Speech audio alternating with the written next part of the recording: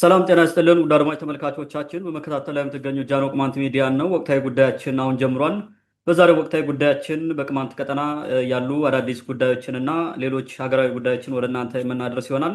በተለይም ከሰሞኑ በጃኒ ፈንቅራ ወይም በጃኒካው ቀጠና በፋኖ እና በላይ አርማጭሆ ወረዳ የጸጥታ ኃይሎች መካከል የተኩስ ልውውጥ ነበረ። እሱን የተመለከተ መረጃ ወደ እናንተ እናደርሳለን። ሌላው የማዕከላዊ ጎንደርና የየወረዳ ካድሬዎች ለነገ ጓንግ አካባቢ ስብሰባ ጠርተዋል። እሱን የተመለከተ መረጃም ወደ እናንተ እናደርሳለን።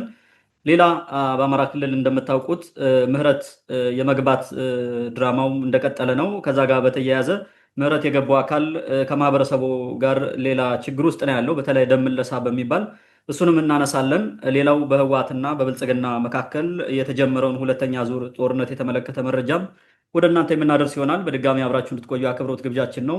መጀመሪያ የምንጀምረው በላይ አርማጭሆ ወረዳ ጃኒ ፈንቅራ ቀጠና የፋኖ ታጣቂዎችና የወረዳው ጸረ ሽምቅ ፖሊስ እንዲሁም ሌላ የጸጥታ ኃይል ትላንትናና ከትላንትና በፊትም ውጊያዎች እንደነበሩ፣ ችግር እንደነበረ ከሰሞኑ በዘገባችን አንስተናል። የሰው ህይወትም ጠፍቷል። ከመንግስትም ከዛኛው ኃይልም በኩል አርሶ አደሩም ሌላ ችግር ውስጥ ነው ያለው። ከአርሶ አደርም የተገደላለ እየተባለ ነው። እሱን ያሉትን መረጃዎች ወደ እናንተ እናደርሳለን። ዘንድሮ ወደ አንተ ልምጣና ምንድን ነው የተፈጸመው? በተለይም ማሮኪዶ የሚባለው ሽፍታ ነው እንደዚህ የሚያደርገው የሚል መንግስት ክስ ያቀርባል። በተለይም ባለፈው በዘገባችን እንዳነሳ ነው ደግሞ አጼ ምድር አለግና ሙና ጃኒ ፈንቅራ ማህበረሰቡ ግብር አምቶ የሚከፍለው ከተማ ነው። የጤና መድንን ጨምሮ መንግስት ያን አካባቢ በትክክል እየተቆጣጠረው እንዳልሆነ ባለፈው አንስተን ነበር። እንግዲህ ከተኩሱ በኋላም መከላከያ ወደ ቦታው አቅንቶ ሰዎችን አቷቸው መንገድ ላይ እንደተመለሰም ሲነሳ ነበር። እንዳጠቃላይ ግን የተፈጠረው ነገር ምንድን ነው እየሆነ ያለው? የዚህ ችግር ተጠያቂው ማን ነው የሚለውንም ማንሳት ይኖርብናል። ወደ አንተ ልምጣ። ምንድን ነው እየሆነ ያለው? መልካም። እንግዲህ በጃኒ ፈንቅራ የተደረገው ምንድን ነው? ከትላንት ወዲያ ማለት ጥር 20 2018 ዓ.ም ውጊያ ተካሂዷል። ውጊያው በፋኖ ነው የሚሉት እነሱ፣ የፋኖ ታጣቂዎችና የወረዳው ጸረ ሽምቅ ፖሊስ ያለበት በጋራ ማለት ነው። እነሱ ጋር ነው ሲዋጉ እንትን ያሉት ማለት ነው። አይ ቲንክ አድረው ሊሆን ይችላል፣ ቀድም ተዋግተዋል ይመስለኛል። እንደዛ አይነት ውጊያ ተደርጓል። በዚህ ሂደት በውጊያው ከፖሊስ አንድ ሰው ተገድሏል። ፖሊስ ነው የተገደለው ነው የሚሉት እዛ ውስጥ። ሌላ ከፋኖ ከተባለው ኃይል ደግሞ 2 ተገድለዋል። ለተወሰነ ጊዜ እንዲያውም አስከሬን ራሱ አልተነሳም ሲሉ ነበረ በዛ ጊዜ ማለት ነው። ከትላንት ወዲያ ነው የሆነው። ከዚህ በኋላ የነበረው ነገር ምንድን ነው? ትላንት ነው። ትላንት ደግሞ በእንትኑ ይሄ ምንድን ነው በወረዳው ጠያቂነት ይመስለኛል በተፈጠረው ችግር ምክንያት በርካታ ቁጥር ያለው የመከላከያ ሰራዊት ገብቶ ነበር። በጣም ብዙ ነው የሚሉት። ጠዋት አካባቢ ረፋድ አካባቢ ወደ ጃኒካው ገብቶ ነበረ። ከዛ በኋላ ምንም አይነት ውጊያ አልተደረገም። ተመልሶ መጥተዋል። ወደ እንትናቸው ነው የመጡት። እንግዲህ በውጊያው የተደረገው ነገር ምንድን ነው? በዚህኛው በኩል ተጠናክሮ ሄዶ በወረዳ ታጣቂዎች በኩል ተጠናክሮ ሄዶ ተዋግተዋል። እንግዲህ ከእንትኑ ጋር አሁን እዚህ ውስጥ ማሩኪዲ ያለበት የለበትም የሚለው እርግጠኛ አይደለም። ፋኖ ነው ያሉት እነሱ። መረጃ የሰጡን ሰዎች ፋኖ ነው የሚሉት። ፋኖ እንግዲህ በዛ አካባቢ ይንቀሳቀሳል። ከጃኒካ ወደዛ ባለው የታች አርማጭሆ ክፍል እንደሚንቀሳቀስ እናውቃለን። ከዚህ በፊትም ስናወራ ነበር ስለ ኩንጂባ፣ ሌሎችም በተመለከቱ ባለፈው ተደጋጋሚ ነገሮችን ስናነሳ ነበረ። ስለዚህ ፋኖ ነው የሚሉት እነሱ። ግን ማሩኪዴም ቢሆን ከፋኖ ጋር አብሮ እንደሚሰራ ከዚህ በፊት ተስማምቶ አብሮ እንደሚኖር እናውቃለን። ስለዚህ አሁን የዛሬው ውጊያ ተሳትፏል አልተሳተፈም ሌላ ጉዳይ ሆኖ እርግጠኛ መረጃ ስለሌለው ማለት ነው። ዝሮ ዝሮ ግን ውጊያ ነበረ በዛ አካባቢ ማለት ነው። 2 ሙቷል። በዚህ ሂደት ምንድን ነው የተደረገው? ከዚህ በፊት የወረዳው ጸረ ሽምቅ ውስጥ ያለ አንድ ምልስ ወታደር የሆነ ስናይፐር ተኳሽ አድርገው እዛ መድበውታል ነው የሚሉት በዛኛው በኩል። ይሄ እዛ ውስጥ በኖሩን ስላወቁ እዛ አካባቢ ያሉ ከዚህ ከጃኒካው በታች ነው የሚሉት ወደ ኩንጂባ አቅጣጫ ሊሆን ይችላል። አይዶን ነው እርግጠኛ አይደለሁም። አቅጣጫውን በደንብ አላውቀውም። ወደ እሱ አካባቢ አበላ የሚባል ቦታ አለ። አንድ ቦታ እርግጠኛ አይደለሁም። የሆነ ጎጥ ይመስለኛል። አበላ ነው የዛ ልጅ ሀገሩ ነው የሚሉት። ስናይፐር ተኳሽ የሆነው እርሱን ካላስመለሳችሁና እኛ ጋር እየመጣ እየተዋጋ ስለሆነ አደጋም ላይ ያደርስብን ስለሆነ እኛ ጋር ይሄንን አስመልሱ ብሎ ለቤተሰብ ማስጠንቀቂያ ሰጥተዋል ይባላል። ከዚህ በፊት ትላንትና በተዋግተው 2 ሰው ሲሞትባቸው ሂደው ወንድሙና ምንም የማያውቅ ገበሬ ወንድሙን ገደሉት ማለት ነው። ወንድሙን ገለውት ሄዱ። በጣም በሚያሳዝን ሁኔታ ጠንካራ ገበሬ፣ ሀብታም ገበሬ ነው። እርሱን ገደሉት። ወንድም እዚህ አለ በሚል ማለት ይኑር አይኑር እኛ አናውቅም። ያው የተባለው ነው፣ መረጃው እንደዛ ነው። በዚህ ምክንያት ወንድም እዛ ውስጥ ሆኖ ስናይፐር ይተኩሳል በሚል ሰውየውን ወስደው ብዙ በደልና ግፍ አድርሰው ሲያናዝዙት ብለው ድብደባና ሌላ ነገር ሲፈጽሙ ብለው መጨረሻ ላይ ገለውታል ነው የሚሉት እንግዲህ መረጃ ምንጮቻችን። እንደዛ ነው አረጋግጠናል፣ ገለውታል የሚል እንትን መጥቷል ማለት ነው። እና በዚህ ሁኔታ ነው እንትን ብሎ በጣም አስቸጋሪ የሆነ ሁኔታ እዛ የተፈጠረው ማለት ነው። ከዚህ በተጨማሪ ደግሞ ሰሞኑን አይ ቲንክ የነማሩ ኪዴ ቡድን ይሁን ይመስለኛል፣ እንደዛ ይመስለኛል። እንግዲህ የነማሩ ኪዴ ቡድን ምንድን ነው የሚታየው በዛ በአካባቢው ስርዓት አስከባሪ ነው ተብሎ ነው እንትን የሚለው የሚጠበቀው። ምክንያቱም ሽፍታ ይሄ ሌባ የሚባል ነገር ያው እዛ አካባቢ እንዲቀመጥ አይደረግም። ሌባ ይቀጣል። በቃ እንደዛ ነው። ስለዚህ አሁን አንድ ቀን ምን ይሆናል? የሆነ ድግስ ነገር አድርገው ወይ የሆነ ነገር ጥይት ይተኮሳል። ሰክረው ሰዎቹ ይመስለኛል ይሄዱና ለምንድን ነው የተኮሳችሁ ሲል ምን አገባ በገዛ ጥይቴ ይላሉ። አሁን ምን አደረገ ነው የሚሉት እነሱ። እንደዛ ሲል ሰክረው ነው ብለው ትተዋቸው ሄዱ። ለዛሬ ለጊዜው በስካር ስለሆነ ብለው በነገታው ተመልሰው ሲሄዱ ይህን ሰውዬ ለእንትን ለማያት በአእምሮ በጤነኛ አእምሮ ሊይዙ ሲሄዱ ይሮጣል። ሲሮጥ የማ ችግር አለው ተብሎ ይተኮስበትና ይገደላል። አንድ ገበሬ የተገደለ ማለት ነው በራሱ። አሁን ኦኬ ጥይት ነው የተኮሰው፣ ምንም ችግር የለውም፣ ሳቁሞ ማውራት ይችል ነበረ። ኤኒዌይስ በዛ ሂደት አንድ ገበሬ ተገሏል ማለት ነው። ስለዚህ ሰሞኑን አሁን በጥቅሉ ወደ 5 ሰው ተገሏል ማለት ነው። ከጸጥታ ኃይል ከመንግስት 1፣ ከፋኖ የሚባለው 2፣ ከገበሬ 2፣ በድምሩ 5 ሰው እዛ አካባቢ ተገሏል ማለት ነው። በቀደም ከዘገብነው ዘገባ ውጭ በሆኑ አጠቃላይ ሌሎች ጉዳዮች በተመለከተ ማለት ነው። በዚህ ውጊያ ምክንያት እንግዲህ ትላንት ረፋድ ላይ መከላከያ ገባ፣ ግን ወደ ተመለሰ ይመስለኛል። ምንም ቆሞ የሚዋጋ የለም በዛ አካባቢ። በነገራችን ላይ ፋኖ ምን የሚለው ሽፍታ ነገር ነው፣ ተደራጅቶ የሚንቀሳቀስ ሽፍታ ነው እንጂ ቆሞ የሚዋጋ አይደለም በዛ አካባቢ ያለው ማለት ነው። ልክ እንደነማሩ ኪዴ አይነት የሚንቀሳቀስ ነው እዛ አካባቢ ያለ እንጂ ተደራጅቶ የሚዋጋ አይደለም። መከላከያ ሲመጣ ይሮጣሉ፣ ሌላ ጊዜ ተመልሰው ቦታውን ይዙታል። እንደዛ ነው የሚሆነው። ከመከላከያ ጋር የተፈጠረ ችግር እንደሌለ ነግረውናል። ዛሬም ምንም አዲስ ነገር የለም፣ አካባቢው ሰላም ነው ብለዋል። በዛሬ ባለው ሁኔታ ማለት ነው። እንግዲህ እንደ አስተያየት የተወሰኑ ነገሮችን ላንሳ። አንደኛ ወረዳው 2 ምርጫዎችን መውሰድ አለበት ብዬ አምናለሁ። 2 አንደኛው አዋጭ ነው፣ ሁለተኛው ደግሞ አክሳሪ ነው ብዬ አስባለሁ። ብዙ መስዋዕትነት የሚያስከፍል ነው። አንደኛው በጣም ቀላሉና አዋጭው መንገድ ምንድን ነው? ከነማሩ ኪዴ ጋር መታረቅ አለባቸው ወረዳው ማለት ነው። ከነማሩ ኪዴ ቡድን ጋር ሲጀመር ከዚህ በፊት ዘግበናል። ማሩ ኪዴ ተበድሎ ነው የወጣው። ሲወጣ ማለት መሸፈት አለበት የለበትም ሌላ ጉዳይ ነው። እሱን አይደለም እየደገፍን ያለ ነው። ሲወጣ ሆን ብለው የእነንትና እነ ማን ማለደ ነው የሚባሉት እነሱ ናቸው እንደዛ ትልቅ ችግር እየፈጠሩ እንትን ያደረጉት ተደራጅተው ማለት ነው። ዘራፊ ሌቦች ስለሆኑ ያን ያደረጉት። አሁን ያለው የወረዳ አስተዳዳሪ ከነማሩ ኪዴ ጋር ቁጭ ብሎ ተደራድሮ መፍትሄ ማምጣት ነው፣ መታረቅ ነው። እነማሩን ኪዴ የጸጥታው ኃይል ክፍል ውስጥ ሁነው እንዲሄዱ እንዲያውም መሪ አድርገህ ማስቀመጥ ነው። እዛ አካባቢ ከመንግስት ጋር እንዲወግኑ ማድረግ ነው።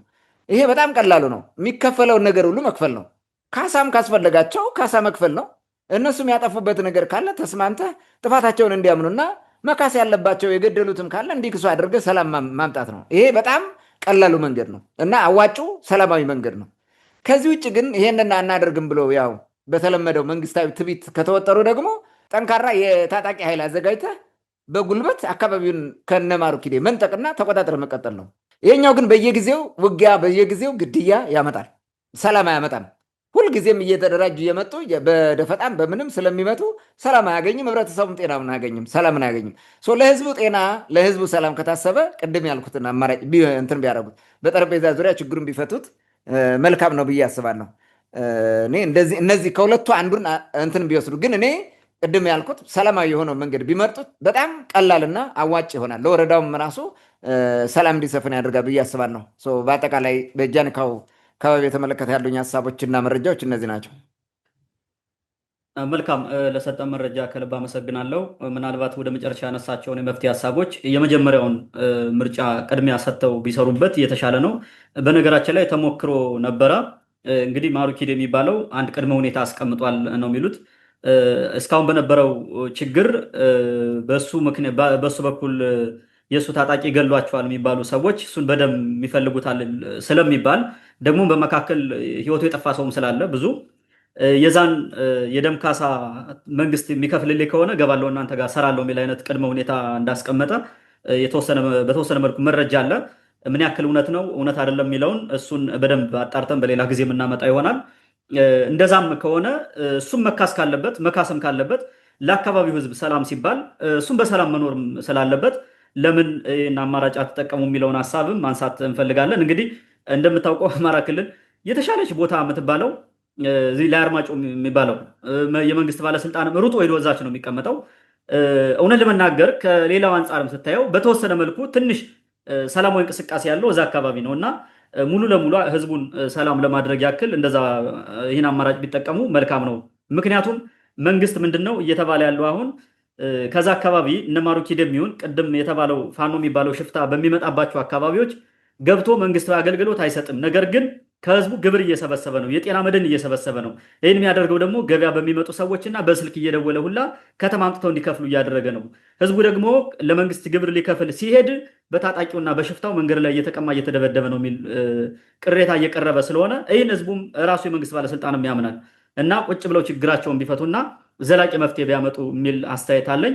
ከዚህ ጋር በተያያዘም የማሩኪ ዘመድ ናቸው የሚባሉ ሰዎች በየአካባቢው ስር እንዳለ እንሰማለን። በዛኛው በኩልም መንግስትን ደግፋል የሚባል አካል ቅድም እንዳልከው እርምጃ የሚወሰድበት የሚገደል የሚዘረፍም አለ።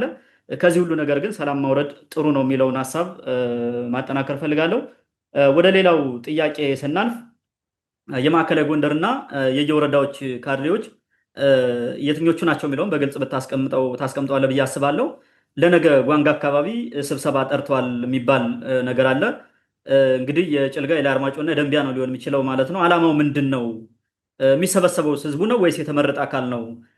ጓንጋ አካባቢስ ማዕከል ስለሆነ ነው ያን ቦታ የመረጡት ወይስ ምንድን ነው? ሌላ ምን የተለየ ነገር ኑሮት ነው የሚለውን እና አጠቃላይ የስብሰባውን ይዘት ወይም ደግሞ ዋና ዓላማው ምንድን ነው የሚለውን ወደ ተመልካቾቻችን ብታደርስ መልካም። እንግዲህ በጓንግ አካባቢ ጋላ ሜዳ ተብሎ የሚጠራ አለ። በተለምዶ እዛ ቦታ ነው ስብሰባ የተጠራ ተብሏል። ከጓንግ ሸገር ብለህ ነው ከአይምባ ስትሄድ ከጓንግ ልደርስ ስትል ያለው ሜዳ ቦታ ማለት ነው። በዛኛው ስትመጣ ደግሞ ጓንግ ሸገር ብለህ ትንሽ የዳገት ስም ወጣ ብለህ የምታገኘው ቦታ ማለት ነው። እርሱ አካባቢ ነው የተጠራው ስብሰባው ነው የሚለው። ስብሰባው የተጠራው በክልል ነው የሚል ወሬም አለ ብለዋል። እርግጠኛ ተጨባጭ በሆነ ነገር የለም። ስብሰባውን ደውለው የተናገሩት የወረዳ ባለስልጣናት ናቸው። ስለዚህ የዞኑ ባለስልጣንም አለ ማለት ነው። ካነሰ የዞን ባለስልጣን አለ፣ ከከፍ ካለ ደግሞ ከክልል የሚመጣ አለ ማለት ነው። አይ ቲንክ ስብሰባው የቅማንትን ጉዳይ የሚመለከት ይመስለኛል።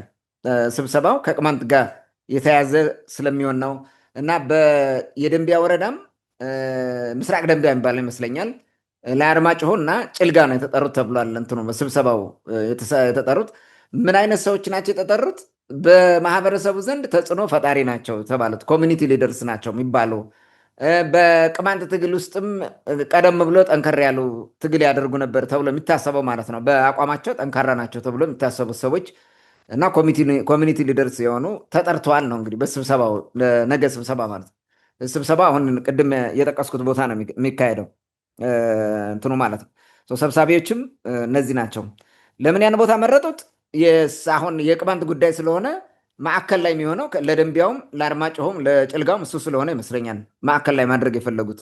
በዛም በዚህም መጥተው እንትን እንዲሉ ማለት ነው። ለትራንስፖርት ተጨማሪ ሌላ ወጪ ምን እንዳይኖር አበል ምናምን የሚባል ነገር ከባድ የሆነ ነገር እንዳይኖር ይመስለኛል። ግምቴ ነው። ግን በትክክል እንትኑ አልታወቀም። ያው ስብሰባ አለ ነው። ስብሰባው ሲጠሩ ግን አጀንዳው ምንድን ነው ያሏቸው? በሰላም ጉዳይ ውይይት ነው። የሰላም አጀንዳ ነው። የሰላም ጉዳይ ውይይት ነው ማለት ነው። የሰላም ጉዳይ ምንድን ነው? የሰላም ጉዳይ ሰፊ ነው። በየትኛው ጉዳይ ነው የሚወያዩት? ምኑ ላይ ነው የሚወያዩት? አሁን በመከላከያና በህወሓት ወይም በብልጽግናና በህወሓት ስለተጀመረው እንትን ይሄ ጦርነት ነው ወይስ የአካባቢው ሰላም ነው ወይስ የቅማንትን ጥያቄ በመመለስ ሰላም ማድረግ ነው አካባቢ የሚሉ ጥያቄዎች አይመለሱም። ዙሮ ዙሮ በሰላም ዙሪያ ነው የምንወያየው ብለዋል። ከቅማንት ጉዳይ ጋር የሚያያዝ ከሆነም ጥሩ ነው፣ ከሌላም ጉዳይ ከሆነም እንግዲህ እሱን እናየዋለን። ያለው ነገር ይሄ ነው። ሰብሳቢዎቹ እንግዲህ የየወረዳ ካድሬዎችና የዞን ባለስልጣን ሊሆን እንደሚችል ተገምቷል። ግን ደግሞ ከክልል የሚመጣ ባለስልጣን ሊኖር ይችላል ተብሎ ታስቧል። እሱ ማለት ነው። እኔ ያለኝ አስተያየት በዚህ ጉዳይ ምንድን ነው? እንደ አስተያየትም ምናልባትም ቢሆንስ እንደዚህ የሚለውን ነገር ለመናገር ተሰብሳቢዎቹ ማድረግ ያለባቸው ጥንቃቄ አለ በዚህ ጉዳይ ማለት ነው። የመጀመሪያው ውይይቱ ሰላምን የሚመለከት ከሰላም ጋር አካባቢውን ሰላም ከማድረግ እና ጸጥታን ከማስከበር አንጻር ጋር ከሆነ ተወያዮቹ በነፃነት መወያየት አለባቸው ብዬ አምናለሁ። ምክንያቱም የአካባቢው ሰላም መሆን የእነሱም ሰላም ነው። ማንም ወሮበላ በአካባቢ ሲኖር ይኸው ከዚህ በፊት እንትኑን ይሄ ሳምንት እስከ ሳምንት ስንዘግብ የነበረው ከዚህ ከጸጥታ ችግር ጋር በተያያዘ ነው። አሁን የተወሰነ አርፏል። ስለዚህ ሰላም መሆን ለህዝብ ያተርፋል እንጂ የሚጎዳው ነገር ስለሌለ፣ ለቅማንትም ያተርፋል እንጂ የሚጎዳው ነገር ስለሌለ በሰላም ጉዳይ በነፃነት የሚመስላቸውን ነገር መወያየት፣ ሀሳባቸውን ማቅረብና የመፍትሄ አቅጣጫ አስቀምጠው አብረው መስራት ተገቢ ነው ብዬ አምናለሁ። ይሄን አምናለሁ። ሁለተኛ አጀንዳው በውይይቱ አሳቦ እንደዚህ አሁን በሰላም ውይይት አሳቦ ከቅማንት ጥያቄ ጋር የተያዘ ከሆነ ተሰብሳቢዎቹ ህዝብ ወክሎ አይደለም የሚለካቸው። ባለስልጣኑ ኮሚኒቲ ሊደርስ ናቸው የሚለውም በግምት ነው ፒክአፕ አድርገው እንትን የሚወስዳቸው ማለት ነው። እንትን አድርገው መርጦ ነው የሚወስደው። ስለዚህ በዚህ ጉዳይ የመወያየት ማንዴት የላቸውም። ይህን በተመለከተ ማለት ነው። ካላቸውም ህዝቡ ምን እንደሚፈልግ ከህዝቡ ፖይንት ኦፍ ቪው ነው መናገር ያለባቸው እንጂ ባለስልጣኑን እንደሚመቸው ወይ የሆነ እነሱ ራሱ ዝም ብሎ ለጊዜውም አይነት ነገር ተብሎ በዘፈቀደ የሚደረግ ነገር እንዳይኖር ማለት ነው። የመጀመሪያው ነገር የቅማንት ጉዳይ ከሆነ አጀንዳው የህዝብና የቅማንት ኮሚቴ ነው። ባለቤቱ ህዝብና የቅማንት ኮሚቴ ነው። ለውይይትም ተቀምጦ በዚህ ጉዳይ መወያየት ያለበት የቅማንት የራስ አስተዳደርና የማንነት ጥያቄ አስተባባሪ ኮሚቴው ነው ታስሮ ያለው ማለት ነው። ስለዚህ ማለት ያለባቸው ይሄን ነው። ባለቤቶቹ ህዝቡና ኮሚቴው ነው። ስለዚህ በዚህ ጉዳይ ውይይት ካስፈለገ ኮሚቴውን ፍቱትና ከኮሚቴው ጋር ተወያዩ። ኮሚቴው ነው የቅማንትን ጥያቄ የሚያስተባብረው። ስለዚህ እኛ አይደለንም። እኛ እንደ አንድ የህዝብ አባል መናገር የሚችለውን ብቻ ነው የምናገረው እንጂ ስለ ህዝቡ ውሳኔ አንወስንም። ህዝቡ ወስኖ አድሯል። የወሰነው ነገር ነው የሚፈጸምለት። የጠየቀውም ይሄ ነው። ኮሚቴው የታሰረው በዚህ ምክንያት ነው። ስለዚህ ጥያቄው መመለስ ነው የሚሻለው። የህዝቡ የወሰነውን በወሰነው መንገድ አስተዳደሩን መመለስ፣ ኮሚቴውን መፍታት፣ አስተዳደሩን ማቋቋም ነው። በቃ እንደዛ ብታደርጉ ሰላም ይሆናል ማለት ነው። ከዚህ ባለፈ ግን እንዲህ 69 ምናምኔ ወይ እንደዚህ ያልሆነ ነገር መቀባጠር ከመጣ ግን ያ አይመለከታቸውም ተሰብሳቢዎቹ ማለት ነው። ሊመለከታቸውም ስለማይችል በእርግጥ እንደዛ ያደርጋሉ ብዬ አይደለም። ህብረተሰቡ ያውቃል፣ ጥያቄውን ያውቃል፣ ምን ማድረግ እንዳለበት ያውቃል። ግን ምንድነው በሌላም በአንድም መንገድ እንትን አድርጎ ልክ ነገሩ እንዳለቀለት ምናምን አይነት ነገር አታሎ እንዲህ አይነት ወሬ አስወርቶ አስወስነናል ምናምን የሚል ነገር እንዳይመጣ ማለት ነው። ከወዲሁ መጠንቀቅ ጥሩ ነው በሚል ነው ይሄን ያነሳሁት ማለት ነው። ኮሚቴ እንዲፈታ ነው መጠየቅ ያለባቸው።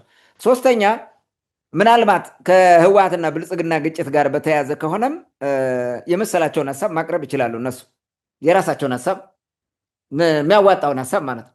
እንግዲህ የፕሪቶሪያውን ስምምነት ባለማክበር ነው። በኋላ እናነሳዋለን። የመጨረሻው አጀንዳ እሱ ይመስለኛል። ባለማክበር ነው ይሄን ነገር ወደዚህ የገቡበት። ስለዚህ ከዛ መንግስት ማድረግ ያለበትን ማቅረብ ነው። ያን ይመስለኛል። እና የሚመስላቸውን ነገር በነፃነት ይወያዩ። እዚህ ጋ ይህን ተናገሩ ይህን አታድርጉ ምናምን የሚል ነገር እኛ ልንል አንችልም። ከጥያቄው አንጻር ግን ዊሃር ሲሪየስ ምንም እንትን ልንል አንችልም። እንደዛ ከሆነ የራሳቸውን የመሰላቸውን ሀሳብ ማቅረብ ይችላሉ። ሌላው በምንም መንገድና በምንም ምክንያት ቢሆን ግን የቅማንትን ህዝብ ጥቅም አሳልፎ በሚሰጥ አጀንዳ ላይ መወያየት የለባቸው። የቅማንትን ህዝብ ጥቅም አሳልፎ የሚሰጥ ከሆነ ምን ማለት ነው? የቅማንትን ህዝብ ጥቅም አሳልፎ መስጠት ማለት ወስኖ ያደረውንና ትልቅ መስዋዕትነት የከፈለውን ጉዳይ አሳልፎ በሚሰጥ ያልሆነ በዘፈቀደ ውይይት መወያየት የለባቸውም። አይመለከታቸውም። ልክ እነሱ ወሳኝ እንደሆኑ አድርገው ሜይ ቢ ኢንኬዝ ካመጡት ማለት ነው። እንደዛ ያደርጋል ብዬ አላስብም። ባለስልጣኑም ይሄን ያደርጋል ብዬ አላስብም። ሜይ ቢ አሁን እንግዲህ የነሱ የባለስልጣኑ ኢንተረስት ዋናው አሁን እየሰራ ያለው በሚቀጥለው ምርጫ መመረጥ ነው። ዋና አጀንዳቸው ይሄ ነው። አሁን አዲስ ነገር ከህወሓት ጋር የተፈጠረው ነገር ካልሆነ በስተቀር መሰረታዊ አጀንዳቸው በምርጫው መመረጥ ነው። አይተህ ከሆነ አይከል ከተማን ቀለም ይቀባታል፣ ያሽሞነሙናታል፣ አይከልዬ እያሉ ምናምን ያመጣሉ። ይሄ አሁን ካድሬው ጭራውን ቆልፎ እየሰራ ነው። እንደዚህ በከተማ ማሳመር ማለት ነው። የኮሪደር ማለት ነው። የጭልጋ ኮሪደር ምናምን አይዶል ነው። ትክክል መኖሩን አለመኖሩን አላውቅም። ይሄ ከምርጫ ዘመቻ ጋር ነው። እኔን ምረጡኝ ከሚል ዘመቻ ጋር የሚደረግ ነገር ነው። ኦኬ ይስሩ፣ ምንም ችግር የለም። እሱ ህብረተሰቡ የሚመርጠውን ይመርጣል። ምንም ችግር የለውም። እሱ በአንድ ሰሞን ዘመቻ መመረጥ ምናምን ይሄ የተለመደ ነው በኢትዮጵያ ኬዝ ምናምን። ቢመረጥም እኮ የሚመረጠው ብልጽግና ነው፣ ባይመረጥም ማለት ነው። ምንም ይሄ ግልጽ ነው። ብልጽግና እስካለ ድረስ የሚመረጠው ብልጽግና ነው። እዚህ በፊትም ተናግረናል እኮ። ምንም እንትን የለውም። አጭበርብሮም ምን ብሎም ይመረጣል። ምንም ችግር የለውም። ዋናው ህብረተሰቡን ያገልግል፣ ተመርጦም ህብረተሰቡ የሚያገለግል ከሆነ። ነገር ግን በቅማንት ጥያቄ ጉዳይ ለማሳሳትና ለማወናበድ ብሎ ሌላ ነገር ማምጣት 69ን አስመስርቼ በ69 ላይ ስልጣን ይቀጥላለሁ ብሎ የሚያስብ የወረዳ ባለስልጣን ካለ ግን አብዷል፣ እብድ መሆን አለበት። ህዝብ የወሰነውን ነው መመለስ አለበት ብሎ መቆም ያለበት። ኮሚቴ እንዲፈታ፣ ህዝብ የወሰነ ውሳኔ እንዲመለስ፣ የቅማንት አስተዳደር እንዲመሰረት አድርገህ ከዛ በኋላ ስልጣን መያዝ ትችላለህ። ነፃ እኮ ነው። ምንም የሚከለክላቸው የለም። ማንም የሚከለክለው የለም። ማንም ስልጣን ሊቀማቸው አይችልም። የሚይዙት እነሱ ናቸው። ስለዚህ እንዲያውም በወረዳ ደረጃ እየተሟሟቱ እዛ ከሚቀመጡ አንድ ትልቅ የቅማንት አስተዳደር ልዩ የሆነ አስተዳደር መስርተው በዛ ላይ ስልጣን መያዝ ቀላቸዋል ይመስለኛል። የነ አዛነው አደባ ፍላጎት እሱ ከሆነ ያን ማድረግ ይችላሉ። ማንም የሚከለክላቸው የለም። ህብረተሰቡ የሚፈልገው ይሄን ነው እንጂ እነከሌ ይመራን እንትኑን ክልሉን የራሳችን አስተዳደር አቋቁመን እነከሌ ነው የሚመሩን እነከሌ ምናምን ምናምን የሚባል የለም። በኢትዮጵያ ኬዝ እንደምናውቀው ገዢው ፓርቲ ይመራዋል። የተቋቋመው እንደዛ ነው። ስልጤ ሲቋቋም ኢህአዴግ ነው የመራው እንደ እንትን ሲቋቋም ማለት ነው። እዚህም ሲቋቋም የሚመራው ብልጽግና ነው፣ ገዢው ፓርቲ ነው የሚመራው። ይሄ እኮ የታወቀ ነው። ምንም ሌላ እንትን የሚያደርገው የለም። ቅዴፓ ነው እንዳታሸንፍ ምናምን እንዳትላት። ቅዴፓ እንደምታውቁት ነው። አንደኛ ሽባ አድርገውታል። ራሱ የመንግስት ባለስልጣኑ ገብቶ ሽባ አድርገውታል። በአንዳው ገብቶ ሽባ አድርገውታል። ሁለተኛ ግን ቅዴፓ ራሱ ስልጣን የሚይዝበት አቅም የለውም። አሁን ባለው እናውግቸው ከሆነ የሚመሩት በዛ ደረጃ ስልጣን ቢሰጠው ራሱ የሚመራም አይደለም። ሲጀመር ይህም እንትንም አይደለም፣ አዋጭም አይደለም። ሳስበው እንደዛ አይደለም፣ በግሌ ሳስበው ማለት ነው።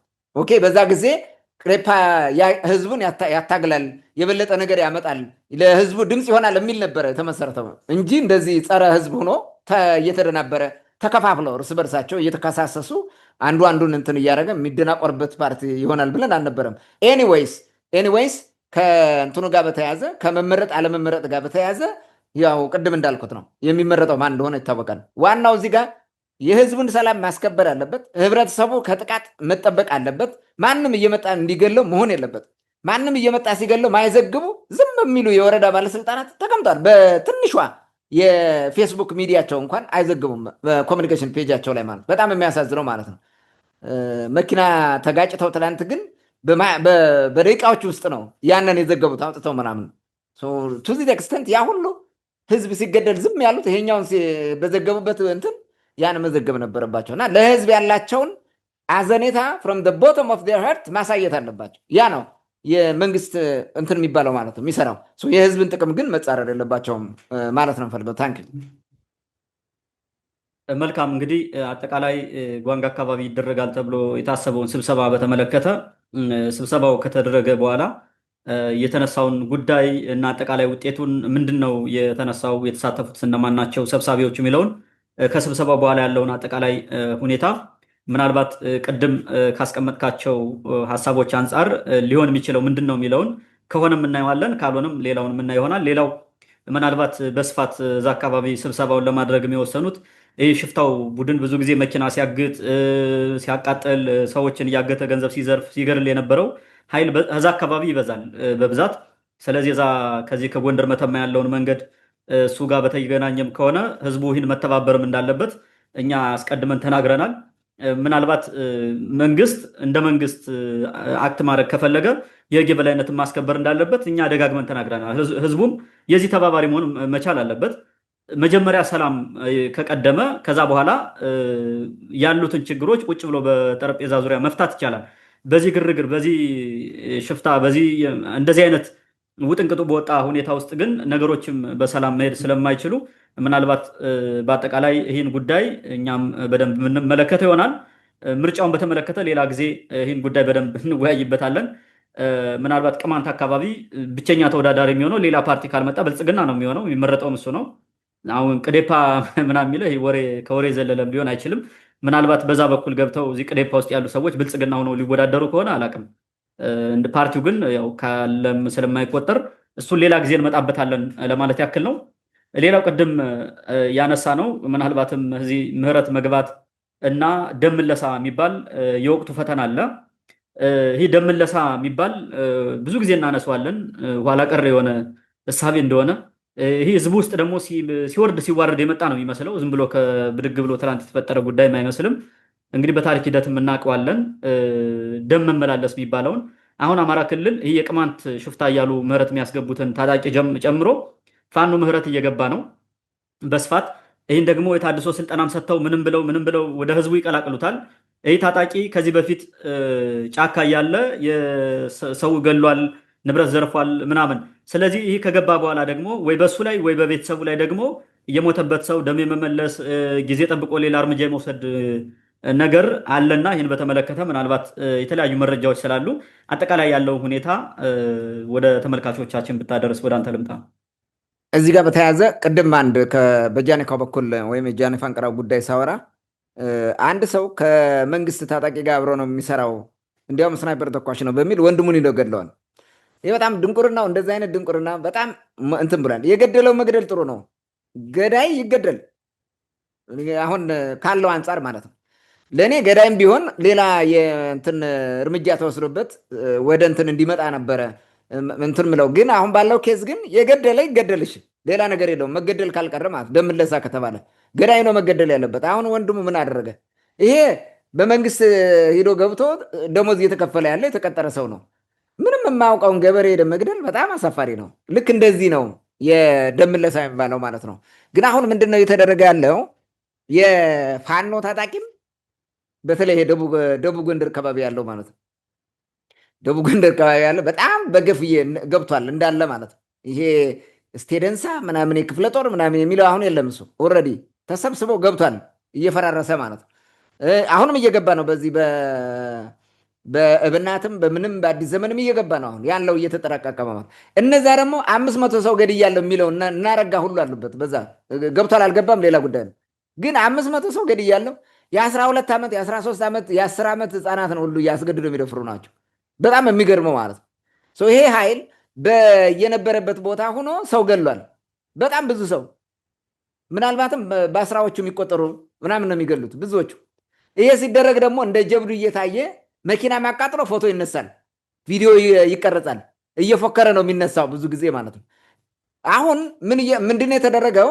እንትን ሲገቡ የተበደለ ሰው ዝም ብሎ ያያል፣ መረጃ ይሰበስባል። ምረት ሲገባ የገባውን አጥንቶ የገደለውን ያውቃሉ፣ ሂደው ይገላሉ ማለት ነው። አሁን ሰሞኑን ምንድነው የተደረገው? መጡ፣ ምረት ገቡ። ምንድነው ይሄ ተሐድሶ የሚባል ስልጠና ወሰደ፣ ወደ መንደሩ ወደ ቤቱ ተቀላቀለ፣ የሚቀበለውን ብር ተቀብሎ ምናምን ማለት ነው። ይሄ መካነ ኢየሱስ ነው መካነ ማን ነው የሚባል መካነ ሰላም መካነ ኢየሱስ ይመስለኛል የሚባል በታች ጋይንት ወይም የስቴ አይ ዶንት ኖ በዛ አካባቢ ነው። የስማዳ ይሁን አላውቅም። ዙሮ ዙሮ እዛ ከተማ ውስጥ ይሄ የገደለ ከዚህ በፊት ማለት ነው ብዙ ሰው ገሏል ነው የሚባለው። ባለ ነጋዴዎችንም ንብረትም አውድሟል፣ ሌሎችም በርካታ ሰዎች ገሏል ተብሎ ነው የሚታወቀው ልጁ ማለት ነው። እንዲያውም በፎቶ ፌስቡክ ላይ ለጥፎት ምናምን እያዞሩት ነበር እየተወዛገቡበት ማለት ነው። ምንድነው የሆነው? ይመጡና ደም የተገደለባቸው ሰዎች ሌሊት በጥይት ገለውት ሄዱ። እሱንና ወንድሙን ገለውት ሄዱ። እንዲህ አይነት ግድያ በየቦታው አለ። ይህ አሁን በተጨባጭ መረጃ ስላለ ብቻ ነው ያቀረብነው እንጂ ሌሎችም ቦታዎች እንዲህ አይነት ግድያዎች አሉ። ነፍስ የገደለ በሙሉ በዛ ጊዜ በነበረው እንትን በቃ ምንም እሱ የሚመጣበት የማይመስለው ዝም ብሎ ማለት ነው። አንደኛ የማህበረሰቡ ባህል ወግ እንኳን አያውቁትም። እንደዛ አድርገው በዛ እንትን ሄደዋል። በተመሳሳይ የቅማንት ሽፍታ የነበረ ታጣቂ የነበረ በዛም በዚህም እየተደወለ መንግስት ራሱ ደውሎ ከነሱ መካከል ሂዶ ቀድሞ የገባ ሰው እየሄደ እየዞረ እየደወለ ምን ብሎም ሰብስቦ ያስገባቸው። አዲስ አበባ ያሉ የተሰበሰቡ ብዙ ሰዎች እየደወሉ ንግቡ ሲሉ የነበሩ ታዋቂ ሰዎች ምናምን እነዚህ በሙሉ በእነዚህ የገባ ነው። አብዛኛው የገባ የሚባለው ያልገባ እንዳለ ሆኖ የገባው እንደዛ ነው። ያልገቡ ታጣቂዎች የተወሰኑ አሉ። እነሱም እየተደራደሩ ነው አሁን። ይሄ ከገባው አሁን የገቡት እንትን ምንድነው የሆነው? በዛ ሂደታቸው በነበረው እየዞሩ ሰው ገለዋል። ብዙዎቹ ነፍሰ ገዳይ ናቸው፣ ገለዋል። በዛ ግድያ አሁንም ደም ለሳ የሚባል ነው። ባለፈው አንድ ዘገባ ዘግበናል። አይከል ሚካኤል ሰፈር አካባቢ አንድ ልጅ እንዲሁ መጥተው ገለውት ሄዱ። በደም ነው የሚባለው፣ የደም ለሳ ነው የሚባለው። ሌላውም እንዲሁ ጫካ ሆነው ራሱ ባህር ኩርኩር አካባቢ የነበሩና በሌላ በኩል ያሉ እርስ በርሳቸው እንዲሁ በደም ተፈላልገው ተጣልተው ብዙ ተጋድለዋል። እርስ በርሳቸው ነው በደም ነው የሚጋደሉት። ምክንያቱም ስርዓት የለም። ተጠርንፎ በአንድ እዝ ስር ሆኖ አይደለም እንትን የሚለው እንደፈለገ ይንቀሳቀሳል። ይህን ያክል ብር ጥዬብሃለሁ ይላል። የአንዱን እንትን ሂዶ ያግታል። የታገተው ዘመድ የሆነ ሽፍታ መጥቶ ይገለዋል። ያን ይገላል። እንደዚህ ያለ እየተገዳደለ ነው የመጣው። በተመሳሳይ አሁን ወደ ምረት የገቡ ሰዎች አሁን እየተገደሉ ነው። ምንድነው የወሰዱት እርምጃ? መጥፋት ከአካባቢው ማለት ነው። ከአካባቢው ወደ የት መሄድ ተጀመረ? አብዛኛው ወደ አዲስ አበባ ይሸሻሉ። ከምረት ከገቡ በኋላ በባሌም በቦሌም ብለው አዲስ አበባ ይገባሉ። አዲስ አበባ ገብተው በሰላም መቀመጥ አልቻሉም። አሁን ምንድነው እንትኑ ከአዲስ አበባ ሄደህ ስትቀመጥ ሁሉም ዘመድ አለው አዲስ አበባ። ዘመዱ ያውቃል ማን ምንን እንደገደለ ማን እንትን እንዳረገ ማለት ነው።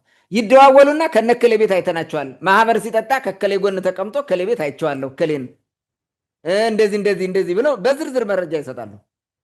አሁን በዚህ መካከል ምን ችግር ተፈጠረ? እናንተ እየደወላችሁ ኑ ግቡ ያላችሁ ሰዎች ናችሁ እኛን አደጋ ላይ የጣላችሁት የሚል ነገር ማለት ነው። የነዛኞቹ አሁን በደንብ የሚፈለጉ ሰዎችም እንትን ዘመዶች ራሱ አስገቢዎቹ ላይ ፈተና ሆነ ማለት ነው። አሁን ትልቅ ችግር መጣ። እየደወለ ዝም ብሎ ሲያስገባ የነበረ ማለት ነው። ታጣቂውን ይሄ ምንድነው ሽፍታው ምናምን ግቡ ዝም ብላችሁ ሲል የነበረ ቀጥሎ የሚመጣውን ሰበብና በራሱ ላይ የሚመጣውን ያላወቀ ብዙ ሰው እንደዛ አይነት መከራ ውስጥ ገብቷል አሁን ማለት ነው። አሁን ያለው ምርጫ ምንድነው? እነዚህ ሸፍተው አሁን በሽፍተነት ቆይቶ በደብም በንም ስጋት ያለ ያልገደለ የለም። በነገራችን ላይ እንደዛ ነው። ሰው ሲሄዱ ይሄንን ወደ ተመልሶ እንዲመጣ ችግር ነው። አዲስ አበባ መቀመጥም አይችልም። ሌላ ሀገር እንዲሄዱ ተብሎ ብር እንዲዋጣላቸው አይነት ነገር ስራ እየሰሩ ነው ምናምን ብለው በዚህኛው በኩል ይከሳሉ። ነፍሰ ገዳይ እንዲያርገው ለማስመለጥ እየሰሩ ነው ከሌ ነከሌ እና ይሄ ጥሩ አይደለም። ከደመኛ በላይ ደመኛ እየሆናችሁ ነው ምናምን እኛ ሳደን የምንመታውን አይነት ነገር እንትን አለ። በዚህ ቀውስ ውስጥ ገባ ነው በሚገርም ሁኔታ ማለት ነው። በሚገርም ሁኔታ ይሄኛውም እናንተ ናችሁ ግቡ ብላችሁ እንደታጠቀን የምንቆየውን አስገብታችሁ እንደዚህ የምታሳድዱን የሚል ነገር መጣ። ይሄ በመሀል እየሸመገለም እየደወለም ዝም ብሎ በዘፈቀደ ማለት ነው ሳያስብ እየደወለ ግቡ ዝም ብላችሁ ግቡ ሲል የነበረው አሁን ራሱ ጭንቅ ውስጥ ገባ ማለት ነው። እንዲያውም የሽፍታ ደጋፊ ነህ አንተ ነፍሰ ገዳይ የሚል አይነት ነገር በዛኛው ቤተሰብ እንትን ጫና እየተፈጠረ እንደሆነ ችግሮቹ ራሱ የሌላ ውዝግብ ይዘው እየመጡ እንደሆነ ነው እንግዲህ መረጃዎች ያሉት ማለት ነው። ይሄ በጣም አሳዛኝ ነው። እዚህ ጋር ማየት ያለብን ምንድን ነው? ማንም ሰው ወደ ጫካ ሲሸፍት ሰው ሊገል ከሆነ የሚሸፍተው አብዷል። በቃ አሁን እኮ ትልቅ ችግር የሆነው እኔ ወጣሁ ሸፈትኩኝ፣ ጫካ ገባሁኝ። ጫካ ገብቼ ያገኘሁትን እገላለሁ። ለገንዘብ ለምን ብዬ እገላለሁ። ከገደልኩ በኋላ በእኔ እንትን በባህሉ መሰረት የኔ ወንድም ቤተሰብ ይገደላል። በቃ ሌላ ነገር የለውም። አጥንተ ቆጥረህ የእሱ ዘመድ ነው ተብሎ ምንም የማያውቀው ልክ እንደ ጃኒካው ሰውዬ ይገደላል። የሚሆነው እንደዚህ ነው። 8፣ 9፣ 10 ምናምን የገደሉ አሉ። በጣም በሚገርም ሁኔታ ማለት በጣም ብዙ አንድ እንኳ ገለው እንዲያውም እንትን ቢያደርጉ በጣም ብዙ ነው የገደሉት እንደፈለገ ማለት ነው። የሚገሉት ደግሞ ለመዝረፍ ብለው ነው የገደሉት። አብዛኛው የተገደለው በዝርፊያ ነው። ብዙዎቹን እየዘገብናቸው ነበር። ጠብቀው በዝርፊያ አቤቱ ሂደው ከብቱን ሊቀሙ ሲሉ ተው ሲል ገለው የሚሄዱ ምናምን ነው። ህብረተሰብ ደግሞ ቂም አለ ይይዛል። እንደገና ደግሞ ባህሉ ነው ወጉ ነው። ደም ካልመለሰ ደግሞ አይቀመጥም። በማህበረሰቡ ራሱ ሪዲኩል ያደርጉታል።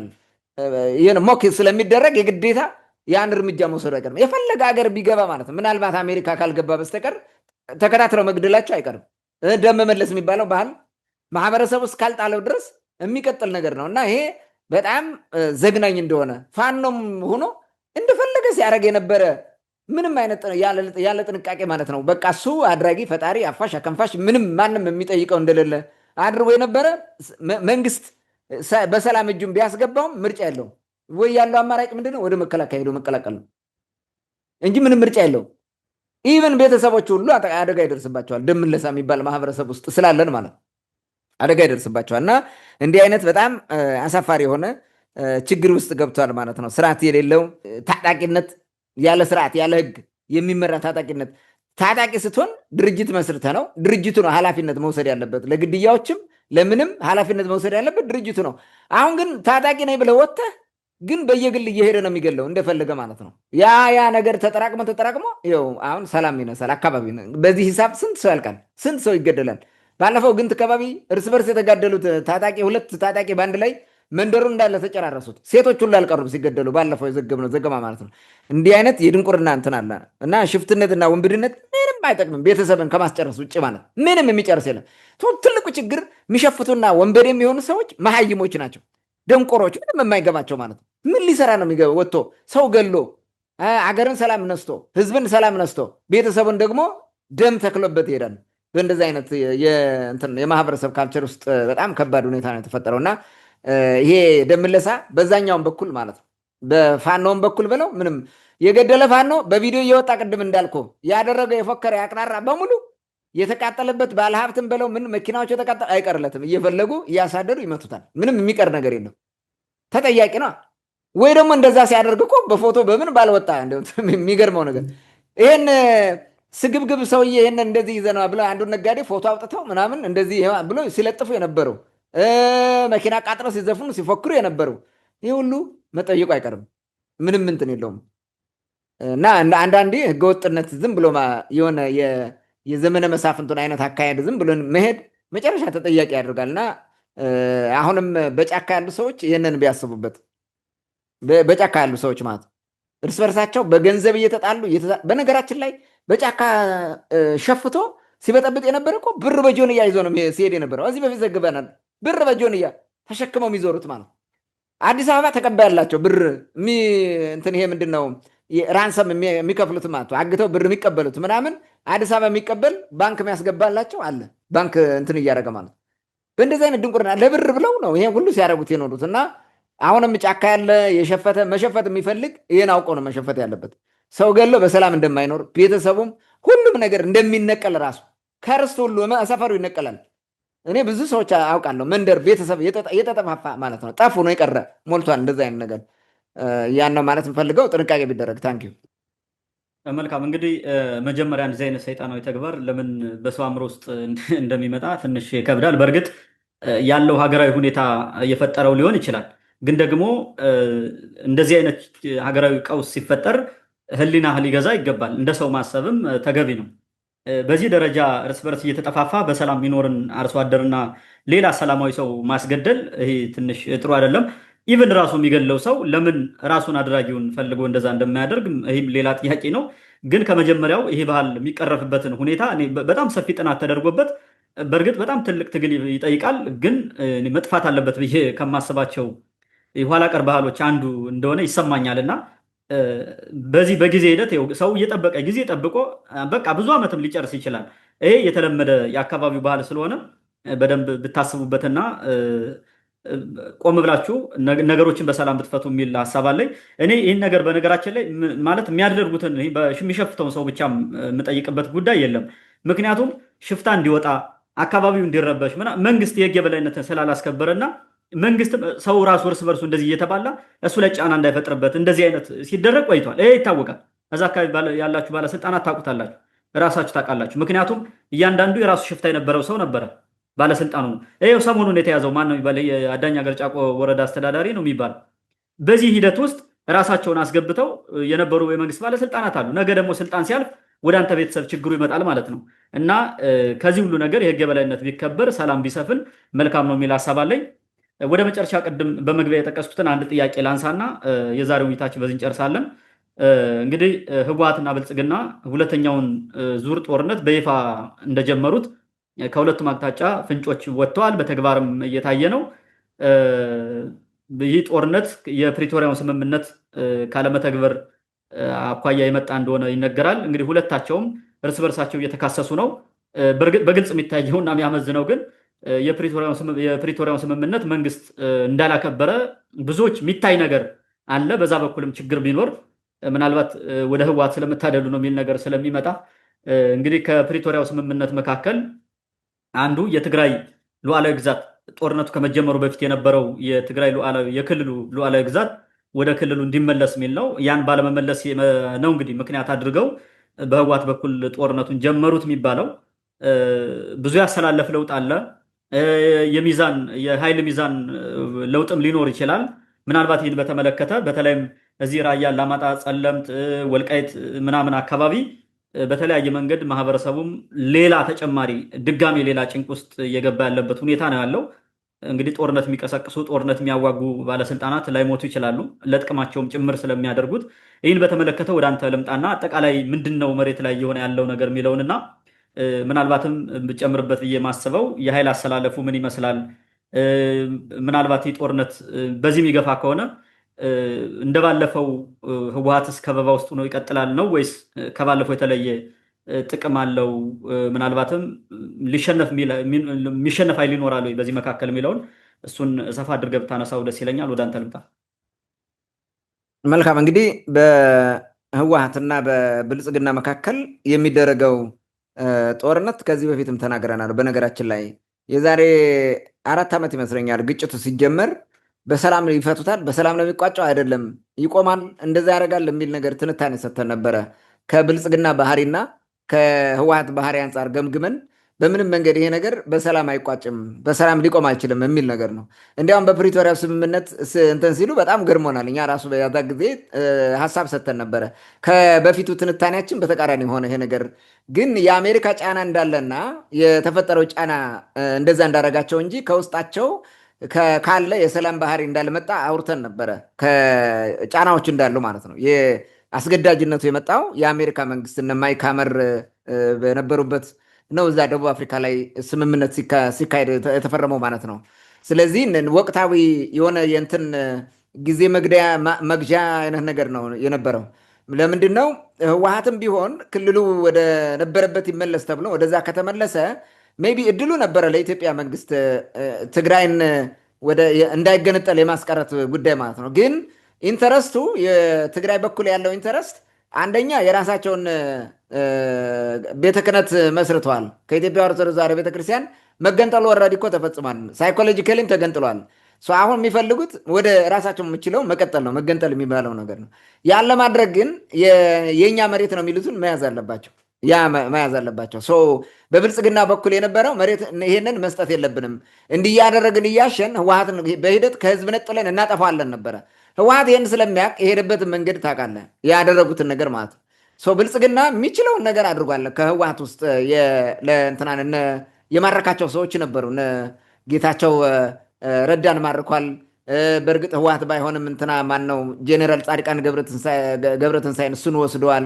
ሌሎችም እነ ክንድያን ይመስለኛል የሚባሉ አንድ ዶክተር አሉ እዛ ነበር። እሳቸው ኢኮኖሚስት ናቸው ወይ ምናምን፣ እርሳቸውም እዛ ጋ ሂደዋል። የተማረኩ አሉ ብዙ ብልጽግና የማረካቸው። ግን ብልጽግና ባሰበው ልክ መሄድ አላስቻለም። ያን ማድረግ አልተቻለም። ምንድነው ተርኒንግ ፖይንቱ? ብልጽግና የነበረው ወዳጅነት ከሻቢያ ጋር ነበር። ሻቢያ ጋር ተጣላ።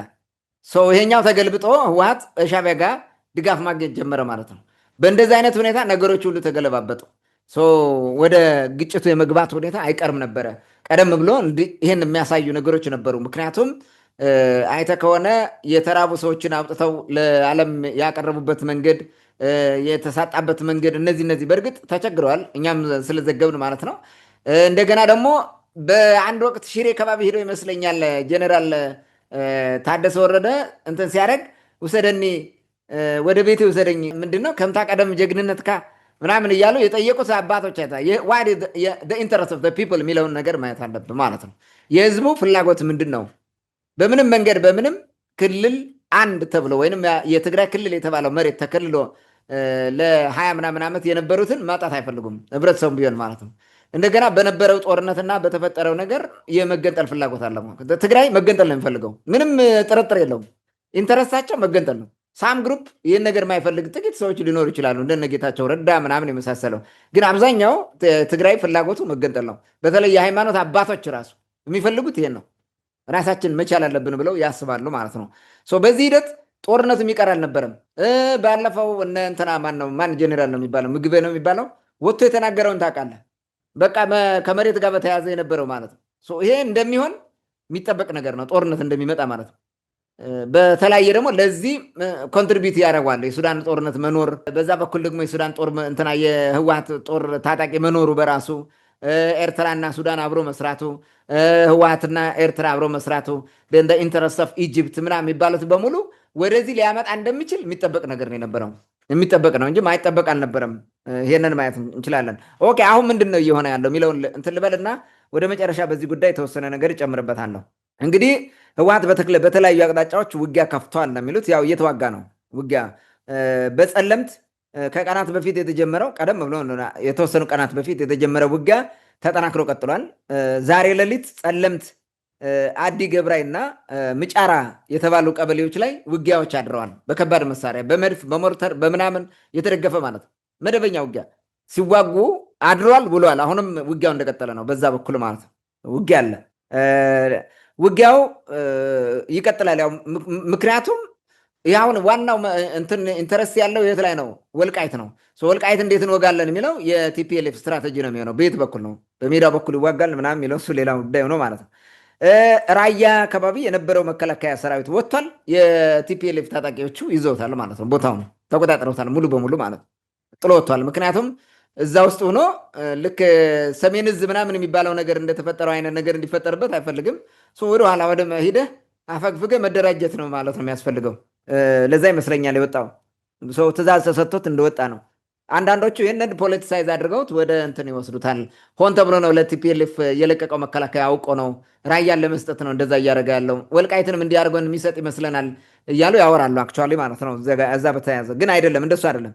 ያ ውጊያው እንደሚቀጥል መረጃ ስላላቸው ነው። ብልጽግናው እንደዛ ያደረገው አየር መንገድ አገልግሎትን አቆሟል። ሌሎቹ የባንክ የምናምን አገልግሎቶችም ኦልሞስት እንደቆሙ ነው። ምንም እንትን የለውም። ስለዚህ በዚህ ሂደት ጦርነት እንደተጀመረ ነው ሲግኒፋይ የሚያደርገው ያ ነገር ማለት ነው። የወጡበት ምክንያት ለስትራቴጂክ እንትን ነው ሽሽት የሚባለው ማለት ነው። በአፋር ድንበርም ግጭቶች ተደርገዋል ተብሏል። ግን ዝርዝር መረጃ ስለሌለን በዛ የምንለው ነገር የለም። ግን ግጭቶች ነበሩ ተብሏል። በወልቃይት በኩል ከፍተኛ ውጥረት ነግሷል። ህወሓት እንግዲህ በወልቃይት እንዴት ይዋጋል የሚለው ጥያቄ ነው። ዋና መሰረታዊ ነገሩ ምዕራብ ትግራይ ማስመለስ ነው። የደቡብ ትግራይ ቀላል ነው፣ ምንም እንትን የለውም። ያን ያክልም ትልቅ ኮንቴንሽን የለውም። ትልቁ ነገር አሁን ወልቃይት ነው። ወልቃይትን ለማስመለስ ቲፒኤልኤፍ የሚዋጋው ለዛ ነው። ግን ሲዋጋ በቀጥታ ወልቃይት ሂዶ ነው የሚዋጋው። በኤርትራ በኩል ተሻግሮ በሙናጅር ነው የሚገባው። በሱዳን በኩል ነው የሚመጣው። ወይ ዝም ብለህ በዚህ በሽራሮ አድርገህ ተከዜን ቆርጠ ማይጋባ ምናምን እንዲህ የሚባሉትን አካባቢ ነው የሚዋጋው ነው ወይስ ከዚህ በፊት እንደተዋጋው ወደ ሰሜን በመምጣት ወደ ሁመራና ጎንደር ያለው መንገድ ቆርጠ በመያዝ ከዛ በኋላ አለ በትንሽ መስዋዕትነት መያዝ ነው የሚፈልገው? ቀጥታ ከተዋጋ ሜዳ ነው። ምሽግ የያዘ አካል ጋር ሄደህ ስትዋጋ ከባድ የሆነ መስዋዕትነት ያስከፍልሃል። ቦታውን ልትይዘው ብትችልም እንኳን ማለት ነው፣ ከባድ ነው። ስለዚህ ምንድን ነው የሚያደርገው ቲፒኤልኤፍ በዛ አካባቢ ያለው? ልክ ከዚህ በፊትም ወልቃይት ላይ አልተዋጋም ታውቃለህ። በባለፈው በነበሩት ውጊያዎች ወልቃይት ላይ ውጊያ አላካሄድም። ምክንያቱም አክሳሪ ነው የወልቃይት ውጊያ ለመዋጋት ማለት ነው። ስለዚህ ከዛ አንጻር ምን ይሻላል የሚለውን ነገር እንግዲህ እነሱ እንትን ይሉታል ማለት ነው። ዞሮ ግን ይህን ያወራረው ምንድን ነው? መሬት ማስመለስ ነዋ። ሉዓላዊነታችን ይከበር ነው እኮ ጥያቄው እኮ ሉዓላዊ ነው። በዛ ደረጃ ነው እንትን የሚደረገው ማለት ነው። ስለዚህ እንዴት ያደረጉታል እሱ ሌላ እንትን ነው የሚሆነው ማለት ነው። ስለዚህ ወልቃይትን ለመመለስ ትልቅ ጦርነት መኖር አለበት ማለት ነው። ከብልጽግና መንግስት ጋር ነው ውጊያው የሚሆነው ማለት ነው። ከዛ ጋር ሄደህ አይመስለኝም እንደዛ አይ ቲንክ እንደዛ ፊት ለፊት ውጊያ ዝም ብሎ ሄደው የሚገቡ አይመስለኝም። በሌላ በኩል ነው ውጊያ ሊሆን የሚችለው። ስለዚህ በሌላ አቅጣጫ ማሸነፍና መቁረጥ ከዛ በኋላ ከበባ አድርገህ ማስቀመጥ የራሱ እንዲወጣ አይነት ነገር ነው እንትኑ ሊሆን የሚችለው ስትራቴጂው ማለት ነው። ይህ ነው። ሻዕቢያ አንዳንድ ዝም ብሎ ተባራሪ ወሬዎች ምን ይላሉ? በአሰብ በኩል ከፍተኛ ዝግጅት አድርገው ተጠግቷል። እንዲያውም ከኢትዮጵያ ወደ ጅቡቲ የሚወስደው መንገድ ለመቁረጥ እየተንቀሳቀሰ ነው ምናምን የሚል ወሬ አለ። ዝም ብሎ ወሬ ተባራሪ ነው፣ የተጨበጠ ወሬ አይደለም። ምናልባት እንግዲህ ይህንን ሊያደርግ ይችላል። ምክንያቱም አማራጩ ይሄ ነው።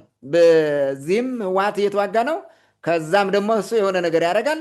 አብይ ደግሞ ሲፎክር የኖረው አሰብን ይዛለሁ በጉልበት ነው፣ አሰብን እናመጣለን ነው። ካርታም ሰርተው እኮ የሆነ ካርታ አድርገው ምናምን ነው እንትን የሚያደርጉት። ስለዚህ ኢንተረሱ አሰብ ላይ ነው ማለት ነው። አሁን ህወሓት የሚያደርገው ውጊያ ምናልባት ብልጽግና አሰብን አምጥቶ እንትን የመቀላቀል አይነት ነገርና እሱን የመያዝ ፍላጎት ከሆነ ዋና መሰረታዊ ነገሩ ከህወሓት ጋር ያለው የመከላከል ውጊያ ነገር እያደረገ የዝም ብሎ እንትን ሊሆን ይችላል። ይሄ ለሻዕቢያ የዲስትራክት ማድረጊያ ነው የሚሆነው የህወሓት ጦርነት ውጊያ ማለት ነው። ወይም ደግሞ የህወሓት መሬቱን ይውሰድ ምን አገባን ብሎ እዛ ጋር ስራም ሊሰሩ ይችላሉ። ዊዶን ነው በምን እንደሚያስበው አናውቅም፣ የብልጽግናው መንግስት ማለት ነው። ዞሮ ግን እንደዚህ አይነት እንትኖች አሉ። የብልጽግና መንግስትም ሆነ ህወሓት ሻዕቢያም ይሁን ምንም አይነት መግለጫ አልሰጥም እስካሁን ማለት ነው። ስቱዲዮ እስከገባንበት ጊዜ ድረስ የተሰጠ መግለጫ የለም። እንዲህ መጥቶብኛል እንዲህ እያደረገኝ ምናምን የሚል ነገር የለም። በተዘዋዋሪ ያው የብልጽግና መንግስት የነበረውን አየር አገልግሎት የአውሮፕላን በረራ ሲያቆም እንዲህ አይነት ችግር እንዳለ ለዓለም ያው መስክሯል፣ ነግሯል ማለት ነው። ከዛ ባለፈ ግን እንዲህ ሆንኩ ብሎ መግለጫ የሰጠው ነገር የለም። ዝም ብሎ አሁን በድብቅ ነው ማለት ነው። ሳይታወቅ ነው ውጊያው የሚቀጥለው ማለት ነው። ጥያቄው ጦርነቱ ምን ላይ ያበቃል የሚል ነው። በህወሓትና በብልጽግና ነው የሚያልቀው? በህወሓትና በሻዕቢያና በብልጽግና ነው የሚያልቀው ወይስ ሌሎች አካላት ይገባሉ የሚለው ነው። ኦኬ፣ ከህወሓት አንጻር ጦርነቱ ምን ላይ ነው የሚጨርሰው? ህወሓት ጦርነቱ አልቋል የሚለው መቼ ነው የሚል ጥያቄ ራሱ እዚህ ጋር መነሳት አለበት። እንግዲህ ሁለት ነገር ሊኖረው ይችላል። አንደኛ የትግራይን መሬት በማስመለስ ካስመለሰ በኋላ ጦርነቱ አልቋል፣ መከላከል አድርጎ መያዝ ነው መሬቱን እና እኔ ራሴን ችያለሁ እዚህ በኋላ ማለት ነው። ይሄ አንዱ ጥያቄ ነው። ሁለተኛው አይ የለም ይሄንን ካደረግኩማ ሁልጊዜ ብልጽግና እየመጣ ጥቃት ይፈጽምብኛል፣ በዛም በዚህም እያደራጀ ይመጣል። የአማራ ክልልም ይሄን ነገር ነው የሚያደርገው። ስለዚህ ብልጽግና የሚባል መንግስት መጣል አለብኝ ብሎ እስከ መጨረሻ መንግስት ለመጣል ተረባርቦ ከአጋር አካሎቹ ጋር መዋጋት ነው።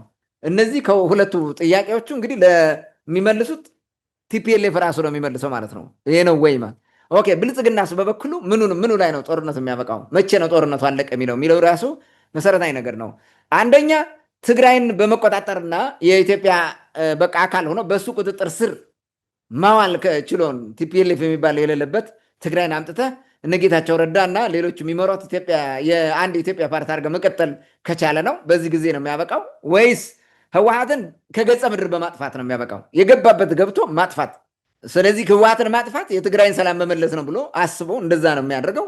የትኛው ነው የሚያበቃው የሚል ሌላው ደግሞ አሰብን በማስመለስ ነው የሚያበቃው። አሰብን ለማስመለስ ደግሞ መጀመሪያ ህወሓት መጥፋት አለበት። ህወሓት እያለ አሰብ ሊመለስ አይችልም። ለምን? በዚህ በኩል ውጊያ ይከፈትብሃል፣ በዛኛው ምክንያቱም ቲፒኤልኤፍ ራሱ አርቆ የሚያስበው ነገር አለ ላለመጥፋት ማለት ነው። የሚሰራው ስራ ስላለ አድቫንቴጅ ይጠቀማል። ከኤርትራ ጋር በዛ በአሰብ ስትዋጋ በዚህ ወጋል መሬቶችን ምናምን ያመጣል፣ ግን ይገነጠልልሃል። ስለዚህ ትግራይን ከወሰድክ ትግራይ ከተገነጠለ በኋላ አሰብን ማስቀረት አትችልም። ትግራይ ደግሞ በሚቀጥለው ኢቭን አፋርንም ምንም ጨምሮ አሰብንም ጨምሮ ይወስድልሃል። ኢትስ ቬሪ ዲፊካልት። በየት ነው የሚያልቀው? እነዚህን ሁሉ አውጥቶ አውርዶ ስራ መስራት ይጠይቃል ማለት ነው የብልጽግናው መንግስት። ይህንን ማየት ያስፈልጋል። ግን የሚሆነው ነገር አይታወቅም። ባይተወይ የቱ ነው የሚያበቃው? ምንድን ነው የሚሆነው? አይታወቅም። በባለፈው ዜና እንደሰራ ነው እንደ ባለፈው በሰላም የሚያልቅ ግን አይመስልም። ምናልባት በቃ አሁን የተጀመረው ግጭት ይሄ ጦርነቱ አሁን ውጊያዎቹ ብልጽግናን ፎርስ አድርጎት እንደዚህ ይሄ ምንድን ነው የመጨናነቅ ወይም ደግሞ አቅመቢስ አድርጎት ችግር ላይ ከጣለው በቃ የትግራይ ክልል ወደ ነበረው ይመለስና ህወሓት እያስተዳደረ ይቀጥል ብሎ መፍቀድ ከቻለ ሰላም ይሄ ምንድን ነው የፕሪቶሪያውን ስምምነት ከተገበሩት ሜይ ቢ ኢንኬዝ ሰላም ሊመጣ ይችላል ብዬ አስባለሁ። አለበለዚያ ግን ሁለቱም መጠፋፋት ነው የሚፈልጉት። በባህሪያቸው እንደዛ ነው። ህወሓትም እልከኛ ነው፣ ብልጽግናም የበለጠ እልከኛ ነው። በቃ እኔ ነኝ ያልኩት ነው የሚሉት እንጂ በምንም መንገድ ወደ ሰላም መጥተው ለህዝቡ የሚያስቡም አይደሉም። ሁለቱም ለህዝቡ የሚያስቡ አይደሉም። ይህንን ነገር ስንመለከተው አደገኛ የሆነ ሁኔታ አለ ማለት ነው። ምናልባት አሁን ያልኩት ነገር ከተሳካ እንደዛ ከሆነ የተሻለ እንትን ሊመጣ ይችላል። የፕሪቶሪያም ስምምነት ወደ መቀበል ፎርስ ተደርጎ ከመጣ ማለት ነው። ያ ሌላ የብልጽግና ምንድነው የፕሪቶሪያም ስምምነት መሰረት አድርገው እያታለሉበት ሌላ ጨዋታ ሲጫወቱ የነበሩበት የፖለቲካ ቁማር አቁመው የእውነት ስምምነቱ ከተፈጸመና ተፈናቃዮቹ እንዲመጡ ካደረጉ ሴንስ ኦፍ በቃ የሆነ ቢሎንጊንግነስ እንዲያሳድጉ ከተደረገ ምናምን የተሻለ ነገር ሊመጣ ይችላል። አይ ቲንክ ለኢትዮጵያም ጥሩ ይሆናል ብዬ አስባለሁ። ካደረጉት ያ ጥሩ ነው ብዬ አስባለሁ። ምናልባትም ግን አሁን እንግዲህ ከህወሓት ጋር ጦርነት ቢገቡም ዋናው ኢንቴንሽኑና ለዓለም ፕሮፓጌት ሲያደርግ የቆየው ብልጽግና አሰብን ማምጣት ነው። የአሰብ ጉዳይ ደግሞ የቀይ ባህር ጉዳይ ነው። ቀይ ባህር ዓለም አቀፍ መተላለፊያ ነው። የአውሮፓውያን ኢንተረስት አለበት፣ የሩቅ ምስራቅ ኢንተረስት አለበት፣ ኢቨን የራሻ ኢንተረስት አለበት፣ የብዙ ዓለም ማህበረሰብ ኢንተረስት አለበት ማለት ነው። የሚድል ኢስትም ራሱ ኢንተረስት አለበት። ናሽናል ኢንተረስት የሚሉት አላቸው እያንዳንዳቸው ማለት ነው። ስለዚህ የቀይ ባህር ጉዳይ የአሰብ ጉዳይ የጅቡቲንም ይመለከታል፣ የሶማሌውንም ይመለከታል፣ ግብፁንም ማንንም ይመለከታል። የብዙ ዓለም ክፍሎች ጉዳይ ነው ማለት ነው። ስለዚህ ይሄ በጣም እንትን ነው። እንደገና ደግሞ ይሄ ሁቲ ምናምን የሚባለው የየመኑ አማጺ ያን መንገድ እየዘጋ በጣም አስቸግሯቸው ስለሆነ ኤርትራ እንደ ሀገር እዛ ሆና ያን መቆጣጠር አልቻለችም፣ የቀይ ባህርን ደህንነት ማስፈን አልቻለችም ብለው ያስባሉ ምዕራባውያኖቹ ማለት ነው። ስለዚህ ኢንኬዝ ፍላጎት ያላቸው ላይክ ለኢትዮጵያ አሰብን መመለስ ከዚህ በፊት እንዲሁን አያውቅም ነበረ ኢትዮጵያ ይዛው እያለ። ስለዚህ የቀይ ባህርን ድንበር ሰፊውን ለኢትዮጵያ መመለስ ነው። ምናልባት ሾጠጥ ብሎ የመለሰውን እነሱ ካርታ ሰርተው ሀገራችን የሚሉት ማለት ነው ጀነራሎቹ ሳይቀሩ የብልጽግና የሚሉት የሆነ እንትን ያገኙት ነገር እንዳይሆን የሆነ ጋራንት ማለት ነው። ጋራንት እዛ አግኝተው እንዳይሆን እናንተ እንዲጀምሩት እንጂ እኛ ይዘን እንሰጣቸዋለን ተብሎም እንዳይሆን እሰጋለሁ። ለምሳሌ እኔ ማን እንጠረጥራለሁ? እስራኤልን፣ አሜሪካን እንጠረጥራለሁ በዚህ ጉዳይ ማለት ነው። የእስራኤልና የአሜሪካ ጉዳይ ኢንቮልቭመንት ካለው እዛ ከገቡበት ይሄ ምንድነው የህወሓቱም ትግል የሻዕቢያውም ትግል ያበቃል ማለት ነው። ከንቱ ነው የሚሆነው። ምንም ማድረግ አይችሉም። በተለያየ ነገር ይሸነፋሉ። በዲፕሎማሲውም፣ በኢኮኖሚም፣ በቴክኖሎጂው ራሱ አስቸጋሪ ነው የሚሆነው ማለት ነው። ሰርቫይቭ ማድረግ ራሱ የሚያስቸግር ሁኔታ ይፈጠራል። እንደገና ደግሞ እነዚህን ሀገራት ከውስጥ የሆነ ነገር ፈጥረው ማጥፋት ይችላሉ። አንተን ከፈለክ ማለት ነው። ኢህአዴግን ፍርክስክሱ እንዳወጡት ይሄንም ማድረግ ይችላሉ። ምንም ችግር የለውም። ህወሓት ማለት ሻዕቢያን አጥፍተህ ሌላ መንግስት ሀገሩ እንዲመሰረት ማድረግ ቀላል ነገር አይደለም። የሚጠቅማቸው ለእነሱ ናሽናል ኢንተረስት የሚጠቅማቸው ስለሌለ ነው እኮ የተውት። ትንሽ ሀገር ምን ያደርጋል ብሎ እኮ ነው ኤርትራን በዛ ደረጃ እየናቁት ነው የሚተውት እንጂ አንገብጋቢና በጣም ወሳኝ ከሆነ ግን እንደዛ ማድረጋቸው አይቀርም። ይሄ ደግሞ ለብልጽግና አድቫንቴጅ አለው ማለት ነው። ትልቅ ነገር ያመጣል። ፖለቲካሊም ትልቅ ነገር ያመጣል። ኢቨን ስልጣኑ ራሱ በትልቅ መደላድል ላይ ያስቀምጠዋል ማለት ነው። ማይነቃነቅበት ደረጃ ይደርሳል እንደዛ ከሆነ ማለት ያን ማየት ነው። ለሌሎቹ ግን አስጊ የሆነ ሁኔታ ይፈጠራል።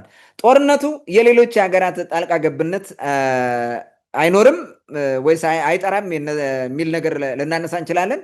እዚህ ውስጥ የስ ይጋብዛል። ብዙ ሰዎችን ብዙ ሀገራትን ነው የሚጋብዘው። እዚህ ውስጥ እንዲያው ዝም ብለህ ለመዘርዘር ግብፅ ከኤርትራ ጎን ከቲፒኤልኤፍ ጎን መቆም፣ ሱዳን ከኤርትራ ጎን ከቲፒኤልኤፍ ጎን የመቆም፣ እስራኤልና አሜሪካ ዊዶን ነው እነሱ እንትናቸውን አታውቅም። ባይ ዘ ወይ ኢንተረስታቸውን አታውቅም ምን እንደሆነ ከአንተ በፊት ቀድሞ ካልኩሌት አድርገው ያስቀመጡት ሴታፕ አለ። በዛ ውስጥ ነው የሚያስገቡ እንጂ አንተ እነሱን አምጥተህ ምናምን የምታስገባቸው ወይም ሁኔታው ራሱ የሚያጥፋቸው አይደለም። ባይ ዘ ወይ እንደዚህ በደመነፍስ የሚሰሩም አይደሉም። ዝሮ ዝሮ አሜሪካንም እንትንም ኢንተረስት አላቸው። ሰሞኑን የአሜሪካ ኤምባሲ አምባሳደር ይመስለኛል የእስራኤል አምባሳደር ይመስለኛል ኤርትራ ኢትዮጵያ የአሰብን ወደብ እንድታገኝ የእስራኤልም ፍላጎት ነው ትደግፋለች እስራኤል ብሎ ተናግሯል። ቅርብ ጊዜ ማለት። ስለዚህ ምንድን ነው ኢንተረስት? አሁን የእስራኤል ኢንተረስት ምንድን ነው? ከኢትዮጵያ ጎን መሰለፍ ነው ማለት ነው። ቅድም አልኩ ነገር የሚመጣው እዚህ ጋር ነው የሚመጣው። በሌላ በኩል እንግዲህ አሜሪካ ማለች፣ ኢራን ጉዳይ ይመለከታታል። በአሜሪካና በእስራኤል ተጻራ። ዱባይ ከብልጽግና ጎን ከአሜሪካው ጋር ሆና፣ ሳውዲ አረቢያ በተመሳሳይ ከአሜሪካ ከእስራኤል ጎን ሆና ከብልጽግና ጎን የመውምድ ልም አለ። ቱርክ ደግሞ የራሷ ፍላጎት አለ። ራሽያ፣ ቻይና ወዘተ ሁሉ ይመለከታቸዋል በዚህ ጉዳይ ማለት ነው። ምናልባትም ወዳልሆነ ውዝግብግብ ወዳለ ነገር ሁሉ ራሱ አካባቢ እንዳይቀይረው ያስፈራል። ከባድ የዓለም ጦርነትም የሚባለው ነገር በዚሁ አድርጎ እንዳይቀጥል እነ ትራምፕ እያደረጉት ያሉት ነገር ወደ ሌላ ውጥረት ራሱ እንዳይወስድ ይላል ማለት ነው። ምናልባትም ኢራን ከአካባቢዋ ከሰፈሯ ውጊያ እንዳይከፈት እዚህ ጋር ውጊያውን ሊያዞሩት ይችላሉ እና የእኛ መጥፊያ እንዳይሆን በሌላ መንገድ ጥንቃቄ ያስፈልጋል። የቴክኖሎጂ መሞከሪያ ሁሉ እንዳንሆን አንዳንዴ ስጋት አለ ከገቡበት ማለት ነው። ቬሪ ዲፊካልት። እሱንም ማየት መልካም ነው። እንግዲህ ቀላሉ መፍትሄ ምንድን ነው የሚል ነገር አጭር ነገር ልናገር። ቅድም ያነሳሁትን አጠንክሬ መሄድ ነው።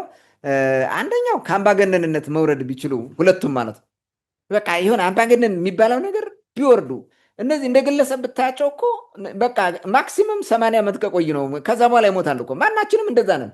በቃ የሰው ቅዱስ ዳዊት እንዳለው የሰው ዓመት እድሜው 70 ነው፣ ግፋ ቢልም 80 ነው። እዛ በኋላ ግን ጣርና ጋር ነው፣ መከራ ነው። አሁን ምንድን ነው ለየትኛው ነው እንደዛ የሚያደርጉት? አንደኛ በዚህ እድሜያቸው ውስጥ ለተተኪው ትውልድ መልካም ነገር ሰርተው ሰላምን በአስተማማኝ ሁኔታ ዘርተውልን ቢሄዱ ህወሓቶችም ብልጽግና ማለት ነው ወደ ሰላም እንዲመጡ ማለት ነው። ቅድም ያልኩትን የፕሪቶሪያውን ስምምነት ተግብረው ወደ ሰላም ቢመጡና ሀገሪቱን ሰላም ቢያደርጓት በጋራ የምንኖርባት ሀገር ቢያደርጓት ጥሩ ነው ብዬ አስባለሁ። እሱ ጥሩ ነው። ሌላው ከድንቁርና መላቀቅ። ጦርነትና ጡንቻ የድንቁርና ነው። የብልጽግና መንግስት ሲፎክር ነው የሰነበተው ሰሞኑን እንዳየኸው ማለት ነው። በጦርነት በቃ እንደዚህ አይነት ነገር ደግሞ ሁሉም የጦር መሳሪያ የተገዙ ናቸው። ሲገዙ ደግሞ በብድርም ተቀልተ ተበድረ ምንድነው እርዳታ ማምጥተ ምናምን ነው። እነዚህ ነገሮች በሙሉ ሀገር ነው የሚጎዳ፣ ትውልድን ይጎዳል፣ ኢኮኖሚን ያጠፋዋል። እኛም በመከራ ውስጥ እንቀጥላለን። እንደ ማንኛውም ድሃ ሀገር እንደዚህ እርስ በርስ እየተባላ እንደሚቀጥል እንቀጥላለን። ማደግ እንኳን የሚባል ነገር የሌለበት የሀገሪቱ የድህነት መጠን በ80% የደረሰበት ሁኔታ ውስጥ ገብተናል ማለት ነው። ስለዚህ ከዚህ ብንወጣ ሁሉን ነገር ሰላማዊ በሆነ የዲፕሎማሲ ጦርነት ወይም የዲፕሎማሲ እንቅስቃሴ መፍታት ቢቻል ጥሩ ነው ብዬ አስባለሁ እና በተለይ ህወሓትና ብልጽግና ወደ ሰላም ኑ፣ አሁንም ቢሆን ማለት ነው። አሁንም ወደ ሰላም ነው። ከኤርትራ ጋር ያለው ጉዳይ ከኤርትራ መንግስት ጋር ቁጭ ብሎ ተነጋግረው በሰላማዊ መንገድ ዓለም አቀፍ ህጉን ተከትሎ ማምጣት ይቻላል። እውነቱን ለመናገር አሰብ ለኢትዮጵያ መሰጠት አለበት፣ ግድ ነው። ለምን ተቆርጣ አይገድም። ይህን 130 ነው 140 ሚሊዮን ህዝብ ያላት ሀገር እንዲህ ታፍና መውጫታ ምናምን መኖር የለባትም። ለምን ዋይ እንትኑን ስታየው ራሱ ካርታ እኮ አንፌር ነው። ሆን ብሎ ኢትዮጵያን ለመከለል የተደረገ እንደሆነ እናውቃለን። በዚህ ምንም አይነት ጥርጥር የለም። ግን በዲፕሎማሲው አግባብ ታግለን ማስመለስ እንችላለን። እሱ ከቻልን ከኤርትራ ጋር ተወያይተህ በሆነ መሬት ሌላ ቦታ ሰጥተህ በዛ በኩል እንድትወስድ መውጫ እንድታገኝ ማድረግ ነው። ካልሆነ ደግሞ እምቢ የሚል ከሆነ የኤርትራ መንግስት በዓለም አቀፍ ህግ ታግለ በዲፕሎማሲ ማሸነፍ እና ሰላማዊ በሆነ መንገድ በዘለቄታ ሰላም ማስፈን የምንቀጥልባት ሀገር መመስረት የተሻለ ነው ብዬ አስባለሁ። ታንኪዩ። መልካም እንግዲህ በሁለቱ ኃይሎች መካከል የተጀመረውን ጦርነት በተመለከተ ለሰጠን አስተያየት ከልብ አመሰግናለሁ። ምናልባት ይህ የእርስ በርስ ጦርነት እንደባለፈው ሌላ ሀገራዊ ኪሳራ፣ ዲፕሎማሲያዊ ውድቀት፣ ሌሎችን ችግሮች ይዞ እንዳይመጣ በድጋሜ ወደ ልቦናችሁ ተመልሳችሁ ቁጭ ብላችሁ ብትነጋገሩ መልካም ነው።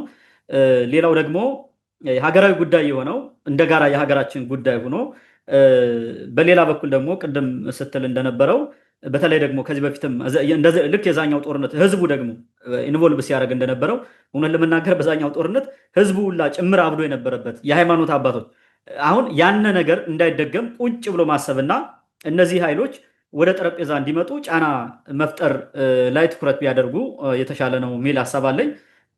እንግዲህ ሁኔታዎችን እያየን በቀጣይም ይህን ጉዳይ ደጋግመን የምንመለከተው ይሆናል። የኛ ፍላጎት ግን ችግሮች በሰላም እንዲፈቱ፣ ኢትዮጵያ ሰላማዊ ሀገር ሆና እንድትቀጥል፣ ሀገራዊ ጥቅማችንም እንዲከበር ነው። ሀገራዊ ጥቅማችን እንዲከበር የምንፈልገው ግን በጦርነት ሳይሆን በሰላማዊ ውይይት፣ በዲፕሎማሲ እና በሌሎች መልካም ነገሮች የሰውን ህይወት ዋጋ በማያስከፍሉ ጉዳዮች ቢሆን የተሻለ ነው የሚል እምነትና አቋም ነው ያለን። ውድ አድማጭ ተመልካቾቻችን ለዛሬ የነበረን ወቅታዊ ጉዳይ ይህን ይመስል ነበር። ስለተከታተላችሁን ከልብ እናመሰግናለን። ሀሳብ አስተያየት ካላችሁ እንደተለመደው በውስጥ መስመር ላኩልን፣ ተመልሰን ወደ እናንተ የምናደርስ ይሆናል። ለዛሬው በዚህ ጨርሰናል። መልካም ጊዜ ይሁንላችሁ።